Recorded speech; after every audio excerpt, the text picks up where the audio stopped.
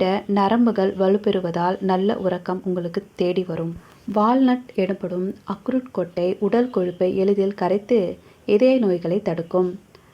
உடலுக்கு மிக முக்கியமான இதயம் சம்பந்தப்பட்ட பிரச்சனைகள் சீரான இதய தசைகளை வலுவூட்ட வால்நட் எடுத்துக்கொள்வது நல்லது.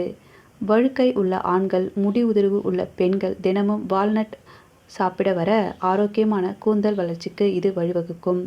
வால்நட் பருப்பு சாப்பிடுவதால் மூளைக்கு செல்லும் செல்கள் சிறப்பாக செயல்பட்டு புத்துணர்ச்சியை ஏற்படுத்தும். இதனால் ஞாபக சக்தி உங்களுக்கு அதிகரிக்கும்.